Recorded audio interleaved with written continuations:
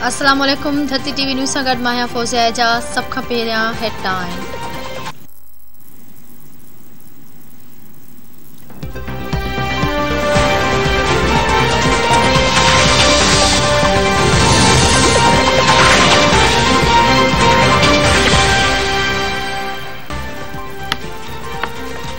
Supreme court में article 63 जी तशरीह लाइ सदारती रेफरेंस ते ॿुधणी शुरू।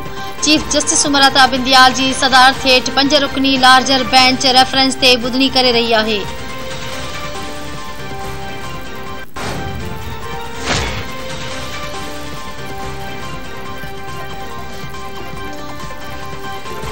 वफ़ाक़ी हुकूमत गवर्नर पंजाब उमर सरफराज चीमा खे उहिदे तां बरतरफ़ करे छॾियो।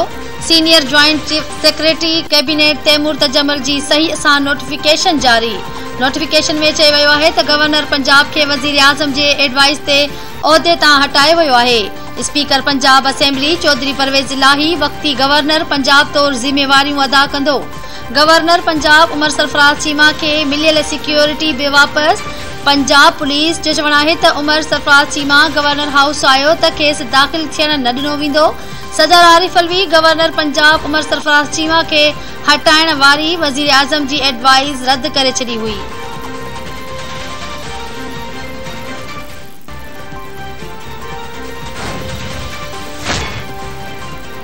पंजाब जे हटायल गवर्नर उमर सरफराज चीमा कैबिनेट डिवीज़न जी नोटिफिकेशन खे गैर आईनी करार ॾेई छॾियो। उमर सरफराज चीमा चयो आहे त गैर आईनी हुकुमनामे ख़िलाफ़ आईनी ऐं कानूनी माहिरनि सां मुशावरत शुरू करे छॾी आहे। हुकूमत हिकमत अमली जो ऐलान जल्द कंदसि।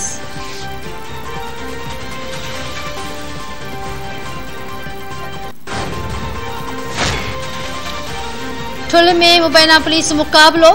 बदनाम धाइल छोटू बंगलानी ऐं हलीम बंगलानी मारिजी विया। फायरिंग जी ॾेवट में पुलिस एहलकार चीज़ल जाफ़री समेत 2 ॼणा ज़ख़्मी। पुलिस जो चवणु आहे त छोटू बंगलानी ते 5 लख रुपया इनाम रखियल हुयो।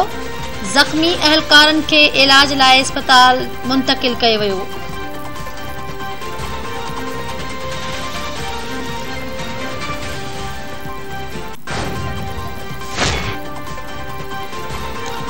वज़ीर आज़म जे अब्बास शरीफ़ जी सदारत हेठ वफ़ाक़ी काबीना जो इजलास अॼु थींदो। 9 नुकाती एजेंडा जारी। DGIB जी मुक़ररी। चेयरमैन वाबडा जी इस्तीफ़ा जी मंज़ूरी ॾिनी वेंदी।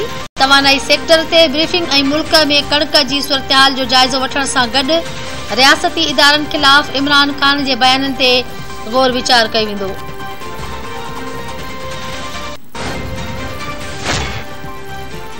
कराची जी बंदरगाह ते सोयाबीन सां भरियल जहाज़ में 2 पोरियत फ़ौत।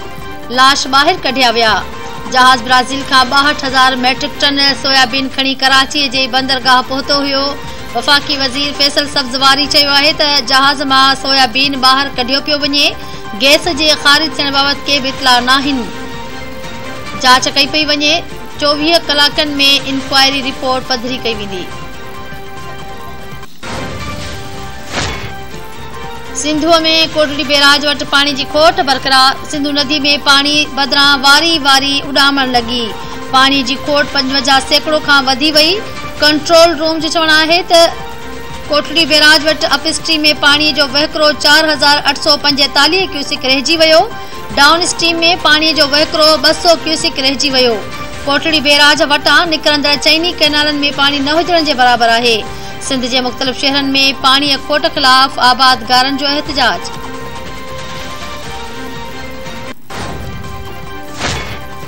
मौसमियात खाते कराची में अॼु खां सख़्त गर्मीअ जो ख़दशो ज़ाहिर करे छॾियो। मौसमियात खाते जो चवणु आहे त कराची समेत सॼे सिंध में हीट व्यू जो ख़दशो आहे। सिंध जा अक्सर इलाइक़ा गर्मीअ जी लिपेट में रहंदा। कराची में गर्मीपद 25 खां 37 डिग्री ताईं वञण जो इम्कान आहे। लाहौर में मौसम ख़ुश्क ऐं गरम रहंदी जॾहिं त गर्मीपद 42 डिग्री सेंटीग्रेड ताईं पहुचण जो इम्कान आहे। बलोचिस्तान जे अक्सर इलाइक़ा गर्मीअ जी लपेट में रहंदा। गिलगित बल्तिस्तान ऐं कश्मीर में बि मौसम ख़ुश्क ऐं गरम रहंदी।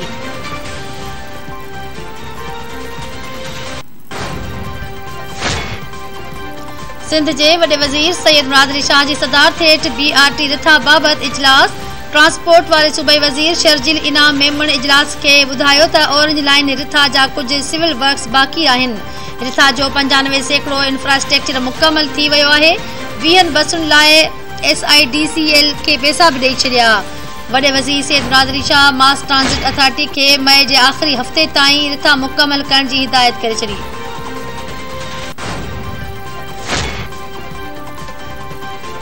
लखी गुलाम शाह में हथियारबंद मोबाइल फोन टावर ते सुतल चौकीदार खे अगवा करे विया। पुलिस जो चवणु आहे त वारसनि इनायत पुट शहज़ादो सूमरो जे अगवा थियण जो इतला ॾिनो आहे। वाक़े जी जांच शुरू कई वई आहे।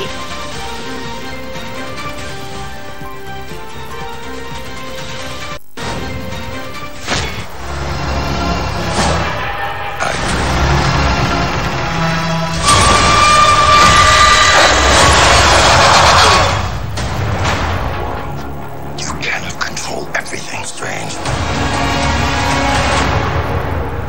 He was right. Things just got out of hand.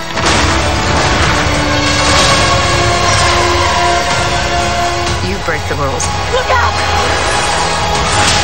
Become out here.